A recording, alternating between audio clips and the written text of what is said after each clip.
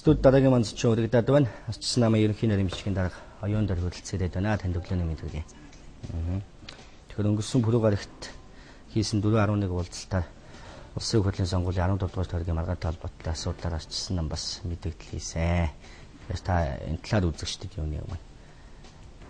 Яг ямар үндслээр одоо юу гэдгийг одоо энэ асуудлын шийдлийн гарцсан нь бол одоо ерөөсөө сонгуулийн ирэх орол юм шиг харагдаад байгаа. Та бүхэн мэдж байгаа Увс аймгийн 14 дугаар тойрогт улсын их хурлын сонгуулийн үеэр одоо сонгогчдын бидний нөгөө баталсан сонгуулийн хуулийн тодорхой одоо заалтуудыг зөрчиж мөнгө тараасан ийм явдал гарсан. Ганцхан мөнгө тараасан биш төрийн албан хаагчдыг ашигласан, насан туршийн улсуудыг ашигласан гэсэн маш олон үндслэлтэй ийм зөрчлүүд гарсан л да. За тэгээд энэ одоо зөрчилтэй холбоотой маргаан одоо шүүхээр 3 шатны шүүхээр 3 одоо 2 өөр төрлийн захиргааны хэргийн шүүх, эрүүгийн хэргийн шүүх гэсэн 2 өөр төрлийн шүүхээр 3 шат тэгээ хяналтын шаттайгаа нийлээд ингээд 4 шат дамжиж жил 2 сар одоо явсны эцэст сая 9 сарын 13-нд эцлэгдэн шийдэгдлээ. Тэгээд эцлэгдэн шийдэгдээд бид нар цаасаар одоо эцсийн тогтоолыг авсны дараагаас эхлээд одоо сая энэ 7 хоногоос мэдээлэлээ гаргаж эхэлж байгаа. За тэгээд өчигдрийн одоо хэвлүүдээр ч гэдэг юм уу нөө 4.1 дээр гаргасан мэдээллийн дараа Хүрлбаатар гишүүний зүгээс одоо ярьцлага гаргаж байхдаа энэ шүүхийн захиргааны иргэн шүүхийн тогтоолын төгсгөлийн энэ хэсгийг л уншаад байна л дээ. За энэ улсын дэжгийн одоо захиргааны хэргийн шүүхэн штэ. Захиргааны хэргийн шүүхийн шийдвэр юу гэж гарсан бэ гэхээр Ардсан намын энэ хэмжлэг бол хүлээж авах боломжгүй гэж байна. За энийг бол маш энгийн үгээр тайлбарлах юм бол захиргааны иргэн шүүх бол сонгуулийн маргааныг авч хэлцэхгүй. Бидний шийдэх биш гэж шийдэж байгаа. Тийм учраас бид нар энийг хүлээж авах боломжгүй. Өөрөөр хэлбэл одоо телевизээр жишээ авъя л да тийм ээ. Одоо хүүхдээ редакц дээр очичоод мазаалагийн цагаар ч юм уу тийм ээ. Улс төрийн маргаан ярья гэдэг ахаар чинь уучлаарай бид нар хүлээж авах боломжгүй. Манай энэ нэвтрүүлгээр улс төр ярьдгүй маа энэгээр хүүхд ярьд юм а гэж ярьж штэ. Тийм учраас ММ дээр очоо гэж зөвлөж байгаа байхгүй юу? Одоо эдний захиргааны иргэн шүүх бол яг ийм шийдвэр гаргасан.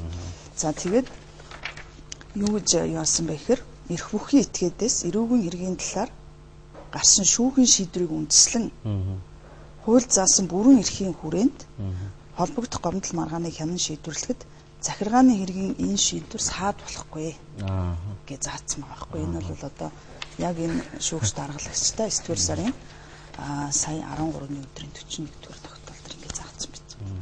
За тэгээд дээрэс нь бас нөгөө Хүрлбаатар гишүүний ярилцлаган дээр бас нэг юм гарч ийн л дээ. Тэр ял авсан 7 хүн бол миний туслах байгаагүй. Яг гоо хоёрын чойж сүрэнгийн туслах байсан гэсэн маягтай ярилцлага өгсөн мэт л дээ. Тэгээд энэ яг эрүүгийн хэргийн шүүх хуралдааны 13 оны 4-р сарын 51-52 дугаар тогтоол байгаа. Яг энэ эрүүгийн одоо 3 төрлийн маргаан явсан. 3 дахь маргаан нь мөн 9-р сарын 13-нд эцлэгдэн шийдэгдсэн цэгээ гэж одоо холбогдогчтой. За 9 сарын 13-ны эрүүгийн хэргийн одоо эцэлсэн шийдсэн тэр маргаан дээр мөн Увс аймгаас нэр дэвшсэн Чойжил сүрэн Хүрлбаатар нар хууль зөрчсөн нь нотлогдож байгаа. За тэгээд энэ дээр болохоор маш тодорхой байгаа байхгүй Монгол Ардын намын сонгуулийн сурталчилгаанд ажиллаж байсан Увс аймгийн Монгол Ардын намын хорооны дэд дарга Жамсран гэж байгаа. Тийм ээ. Тэгэхээр энэ өөрөө сонгуулийн одоо хуулийн дээр чинь маш тодорхой заасан байгаа шүү дээ.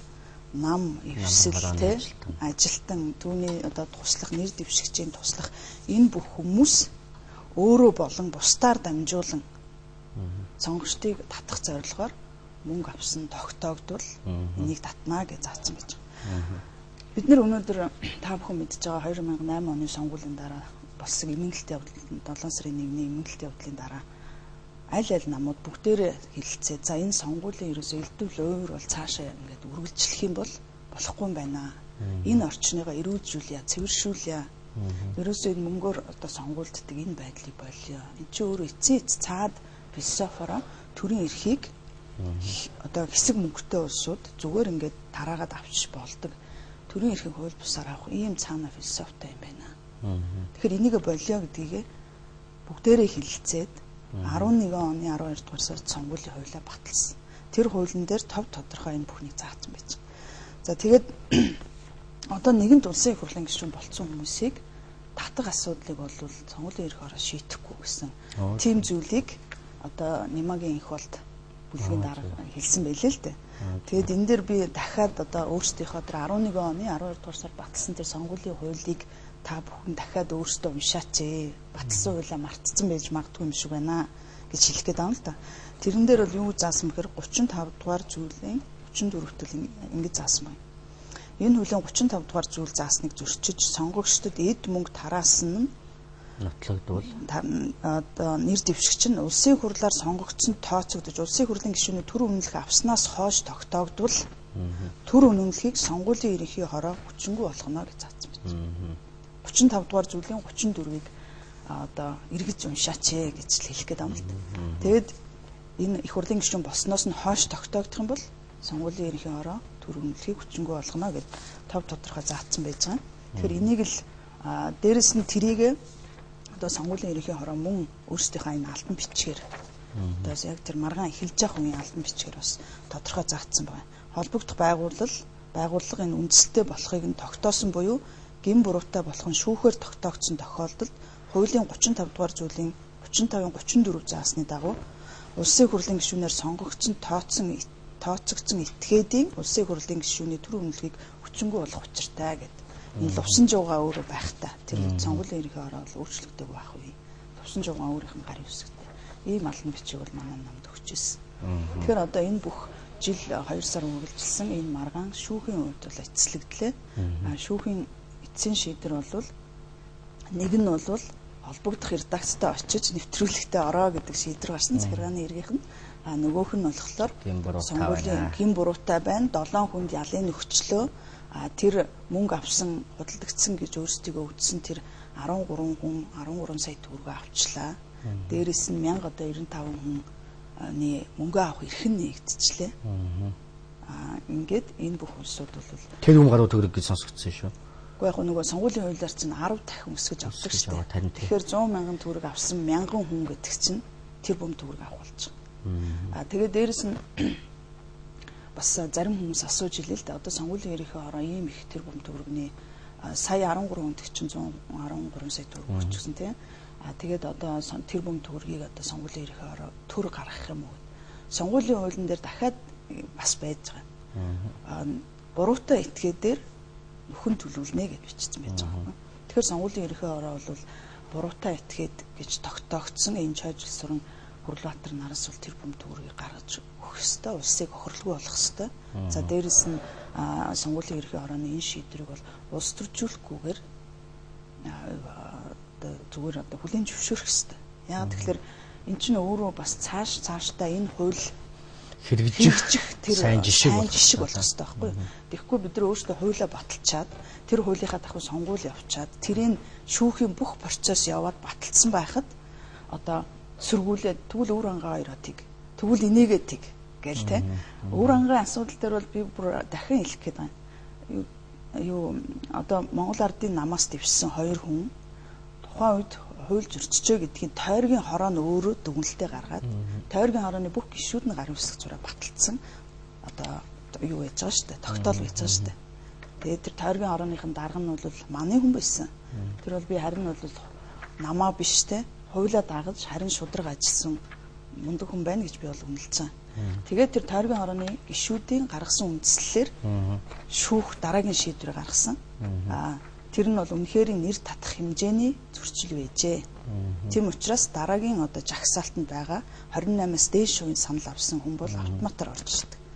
Тэгэнгүүт тэр дараагийн жагсаалтанд байсан 2 хүн нь Батгүй зоригт 2 болж орж ирсэн. Ийм л асуудал байна.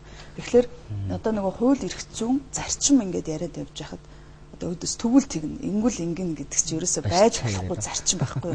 Бид нар гаргасан цагаан цаасан дээр хараад бичсэн зүйлээ дагах, мөрдөх, энийг цаашаа сайн жишг болох тухай л ярьж байгаа. Яг зүгээр энэ асуудал хөндөгдөд эхлэхээр би бас харжлаа л дээ. Үр хангаан хоёрыг эргүүлэн татах 22 мянган хүний гар үсэх цуглуулсан гэнэ. Цэцэд өгсөн юм билээ. Цэц бол авч хилцээг юм шиг үлээ тийм ээ. Ер нь бол одоо хүмүүс ингээд гар үсэг цуглуулад яхахлаар татдаг ч юм уу. Тийм асуудал бол угаасаа манай ямар ч хуулинд байхгүй. Тэгэхээр бид нар өнөөдөр гаргасан эрх зүйн хуулийнхаа хэмжээнд л явдаг. Ер нь бол нэг ийм эрх зүйд одоо системийг бүрдүүлж байгаа улсуудын нэг том үг гэдэг штэ. Хилцүүг хуульд таалагдахгүй гэж болно. Гарахаас нь өмнө шүүмжил гарсан хойно нь дагаж мөрд.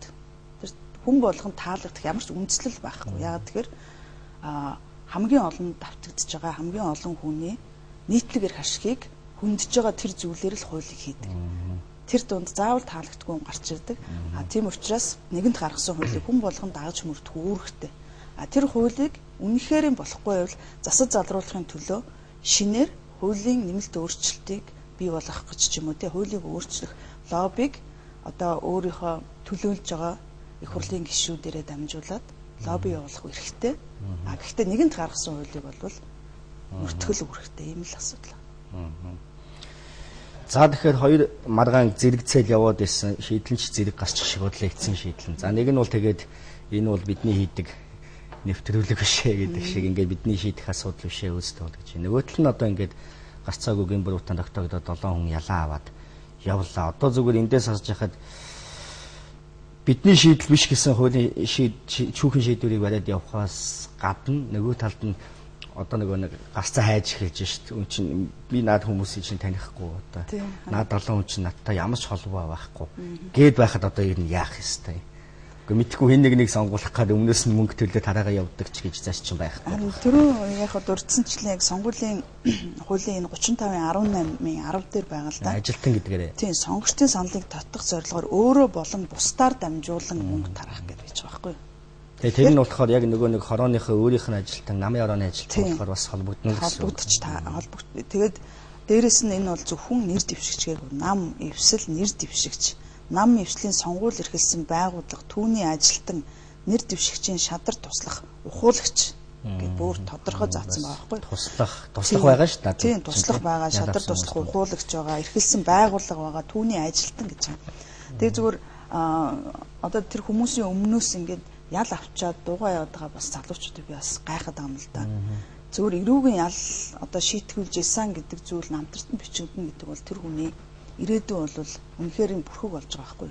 Монгол ардын намын дэд даргаар ажиллаж байсан Жамсран гэж залуу ял авсан. Тэгээд тэр хүн бол юуны одоо орон нутгийн сонгуулиар нэр дэвшигчээсэн. Гэтэл бол ялтаа гэд нэрийг одоо татчихж байгаа. Болиулчихж байгаа. Нэр дэвшиг ирэхгүй болгож байгаа.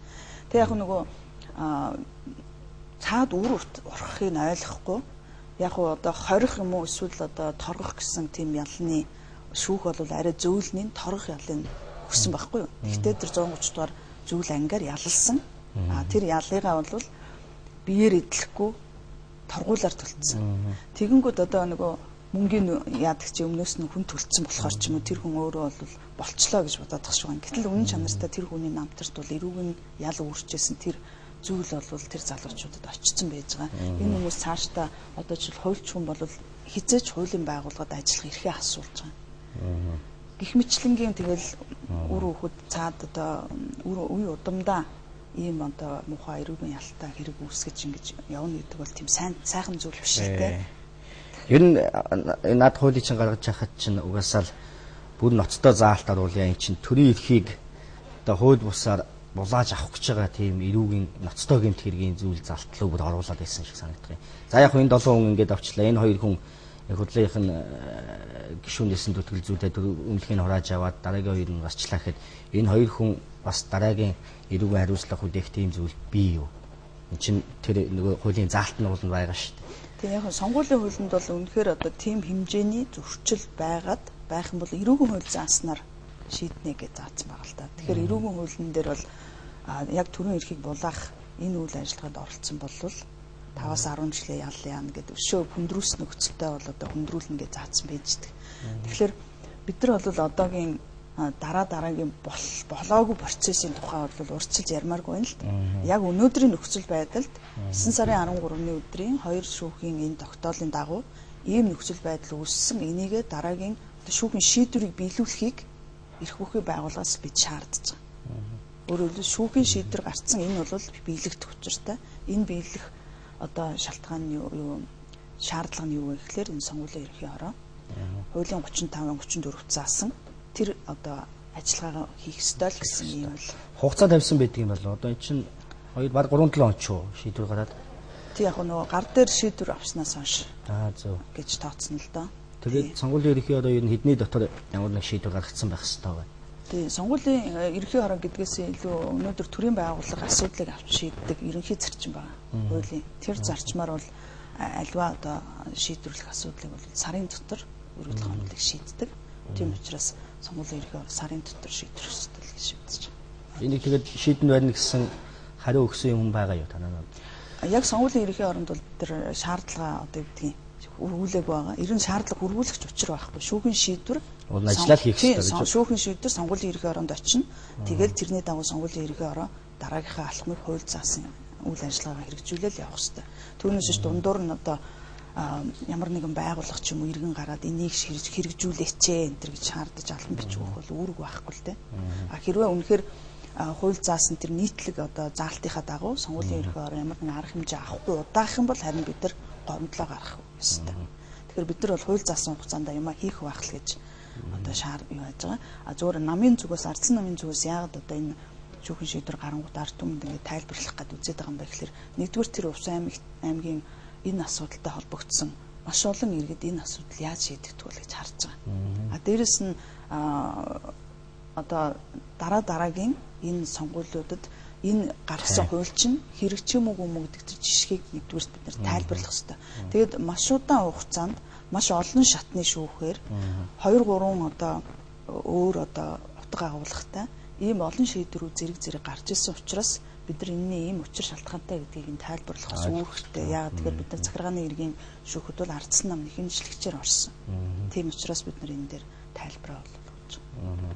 Би бас тэгж бодож байна л да. Нэг хоёр зүйл бол маш тодорхой байх хэрэгтэй.